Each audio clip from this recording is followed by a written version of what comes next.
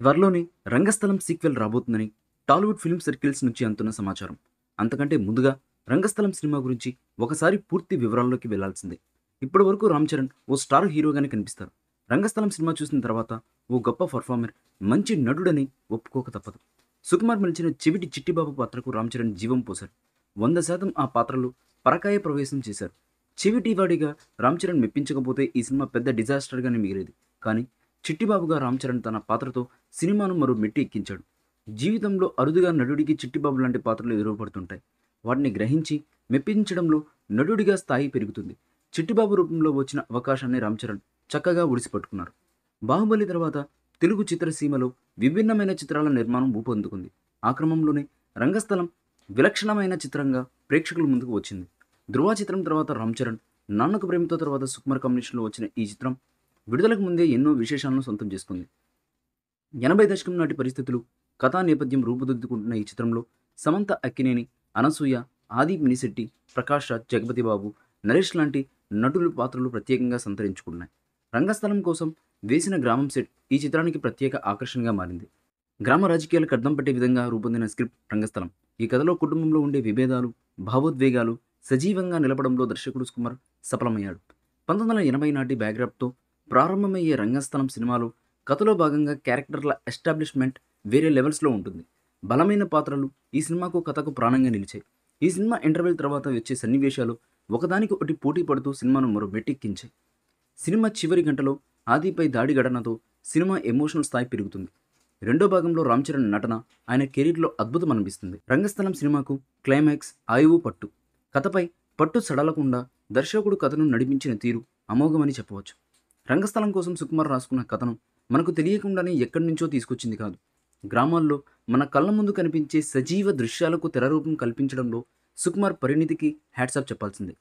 ఓ సాదాసీదా కథకు 1980 నాటి వాతావరణాన్ని, పరిస్థితులను జోడించి ఈ సినిమాను అందమైన దృశ్య కావ్యంలా మలిచారు. ఇక సమంత గ్లామర్ హీరోయిన్గానే ప్రేక్షకుల పరిచయం. రంగస్థలంలో రామలక్ష్మి పాత్రను చూస్తే సమంత ఎక్కడో కనిపించదు.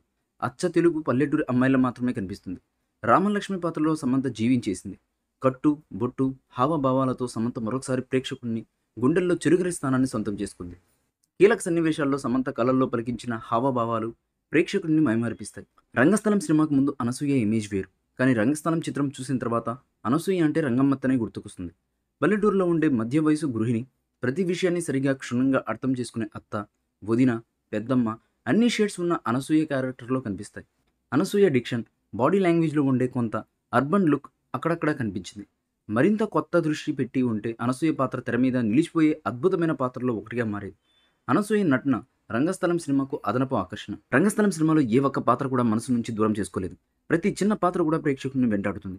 అలాంటి పాత్రలో ప్రముఖంగా చెప్పుకునే ప్రెసిడెంట్ పనీంద్ర పాత్ర అలియాస్ జగపతి బాబు, దక్షిణామూర్తి అలియాస్ ప్రకాష్ రాజ్, కుమార్ అలియాస్ ఆది పినిశెట్టి పాత్రలు సినిమాకు బలంగా మారాయి. జగపతి బాబు, ప్రకాష్ రాజ్కు ఇలాంటి పాత్రలు ఇటీవల కాలంలో కొట్టిన పిండిగా మారాయి. కుమార్ అనే పాత్రను ఆది పినిశెట్టి అద్భుతంగా పండించాడు. ఇంటర్వెల్లో ఆది చనిపోయే సీన్లు కంటతడి పెట్టించేలా ఉంటుంది. ఆ పాత్రలో ఆదిని తప్ప మరొకరిని ఊహించుకోవడం కష్టం. రంగస్థలం చిత్రాన్ని అందమైన క్యాన్వాస్గా మలచడంలో సినిమాటోగ్రాఫర్ రత్నవేలు తెర వెనుక అద్భుతమైన పాత్రను పోషించారు. ప్రతి విషయాన్ని క్షుణ్ణంగాను, స్థూలంగాను తెర మీద ఆవిష్కరించడంలో ఆయన ప్రతిభను ఈ చిత్రం గీటు రాయిగా మలిచింది. గ్రామీణ వాతావరణాన్ని కళ్ళ ముందు సజీవంగా నిలపడంలో రత్నవేల్ సక్సెస్ అయ్యాడు. గడ్డి క్షేత్రాల్లో ఫైట్స్, సీక్వెన్స్, గోదావరి తీరాల్లో సన్నివేశాలు ఆహ్లాదకరంగా అనిపిస్తాయి. రంగస్థలం సినిమాకు మరో ప్రధాన ఆకర్షణ art work. Art director Ramakrishna వేసిన సెట్లు, కాలనీ వాతావరణాన్ని తీర్చిదిద్దిన తీరు హ్యాట్సాప్. గ్రామంలో ఉండే ఇల్లు, గుడిసెలు లాంటి అంశాలు ప్రేక్షకుడిని కొత్త ప్రపంచంలోకి తీసుకెళ్తాయనడంలో ఎటువంటి డౌటు లేదు. ఇటీవల కాలంలో ఆర్ట్ వర్క్ గొప్ప పేరు తెచ్చే విధంగా రామకృష్ణ తన ప్రతిభకు పదును పెట్టారు. ప్రశాంతి స్టైలింగ్ వర్క్ ఈ చిత్రాన్ని మరింత ఆకర్షణగా మార్చింది. సుకుమార్ విజన్కు అనుగుణంగా ఎడిటర్ నవీన్ నూలి తన పనిని కానిచ్చేశాడు. సినిమాకు 100% న్యాయం చేకూర్చారు. బ్యాక్గ్రాప్ ఏదైనా మ్యూజిక్తో చితక్కొట్టడం దేవిశ్రీ ప్రసాద్ సిద్ధహస్తుడు.